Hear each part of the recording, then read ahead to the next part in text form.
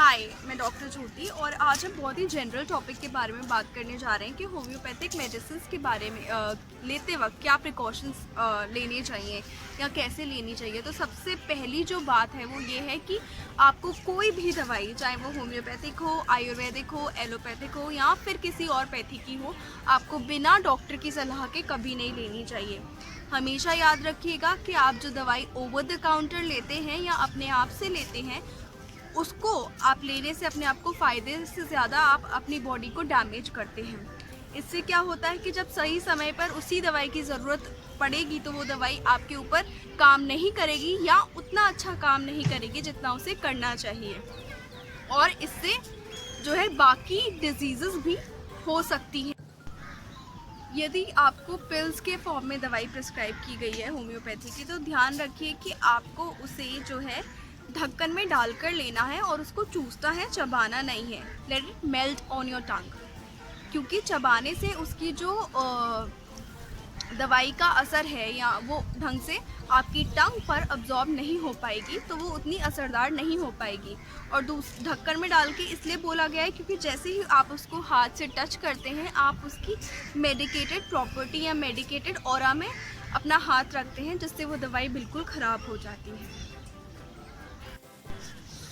तीसरी चीज़ आपको याद रखनी है कि आपको किसी भी खुशबूदार पदार्थ जैसे कि परफ्यूम हो गया, अनियन हो गया, गार्लिक हो गया, जो भी स्ट्रॉन्ग स्मेलिंग चीज़ें हैं, उनसे आप अपनी दवाई को दूर स्टोर रखें। जैसे कि कैम्फर भी, क्योंकि स्ट्रॉन्ग स्मेलिंग सब्सटेंस है या जिनकी खुशबू या बदबू बहुत ज़्यादा होती है, उससे आपकी दवाई जो है एंटीडोट हो सकती है, यानी बेअसर हो सकती है। नेक्स्ट आपको ध्यान रखना है कि आपको अपनी दवाई के 20 मिनट पहले और 20 मिनट बाद कुछ खाना पीना नहीं है, जिसमें आप टूथपेस्ट भी नहीं कर सकते, सिर्फ पानी पी सकते हैं। और कोई भी चीज़ आपको खानी पीनी नहीं है 20 मिनट पहले और 20 मिनट बाद।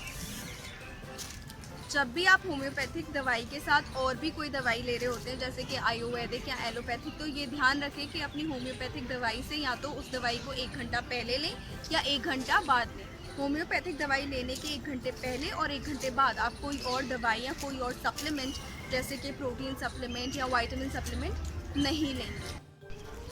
जो कि मदर टिंचर्स आपको दिए जाते हैं पानी में घोल के पीने के लिए, वो वैसे ही लें जैसे आपके डॉक्टर ने आपको एडवाइस किया है। कुछ डॉक्टर्स उसको एडवाइस करते हैं खाली पेट लेने को, कुछ एडवाइस करते हैं खाने के तुरंत बाद लेने को।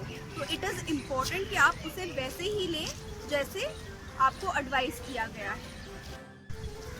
सबसे इम्पोर्टेंट बात जो दवाई लेने में ये है कि आप उसको रेगुलरली लें और जैसे टाइम पर बताया गया है वैसे ही लें। आप अपने आप से टाइम स्विच करके आप अपनी दवाई का एक रूटीन ख़राब करते हैं या कोई डोज स्किप करके और फिर बाद में अपने मन मुताबिक लेने से आप उसका असर कम से कम करते हैं। जब आप किसी बच्चे को पिल्स दे रहे हैं तो उसमें आप ध्यान रखिए कि स्पेशली जब वो 1 साल से छोटा है तो उसके लिए बहुत मुश्किल हो जाएगा वो दवाइयाँ लेना। तो आप क्या कर सकते हैं कि कैप में 4 गोलियाँ निकाल के उसको 1 चम्मच पानी में डाल दें, उस तो घोल के उसे दे सकते हैं। या फिर दूसरा तरीका क्या है, एक चम्मच में 4 गोलियाँ निकाल के दूसरी चम्मच से उसे प्रेस कर दें, वो थोड़ा पाउडरी फॉर्म में हो जाएगा, और बच्चे को लिक करवा दीजिए ताकि वो दवाई आराम से ले सके और साथ साथ वो दवाई भी बेअसर ना हो। दवाई के साथ बहुत ज़रूरी है आप एक्सटर्नल एप्लीकेशन या बाहर लगाने की दवाई तभी लगाएं जब आपको वो डॉक्टर एडवाइस करे। ज़्यादातर होम्योपैथी में ऐसा माना जाता है कि कोई भी स्किन कंप्लेंट होती है तो उस पर कोई मेडिकेटेड सब्सटेंस लगाने से वो डिजीज़ या वो कंडीशन सप्रेस होती है और बाद में और भी भयानक रूप में बाहर आती है। तो इसलिए बहुत ज़रूरी है कि आप जितना हो सके स्किन की किसी सोरियासिस या एक्जिमा जैसी कंडीशन पे मेडिकेटेड सब्सटेंस लगाना अवॉइड करें। और जब इचिंग वगैरह कंट्रोल करनी हो, उस एरिया को मॉइस्ट करना हो, तो आप उसमें मॉइस्चराइज़र या नारियल तेल या कोई भी तेल का इस्तेमाल कर सकते हैं और साथ साथ होम्योपैथी की दवाई ले सकते हैं जब तक कि कोई और बहुत बड़ी इमरजेंसी ना हो जिसके लिए आपको इमरजेंसी में मेडिकेटेड सब्सटेंस बाहर लगाना पड़े। आजकल जो ये चला है कोरोना वायरस का पेंडेमिक, इसमें इम्यूनिटी नाम की चीज़ बहुत ज़्यादा हाईलाइट हुई है।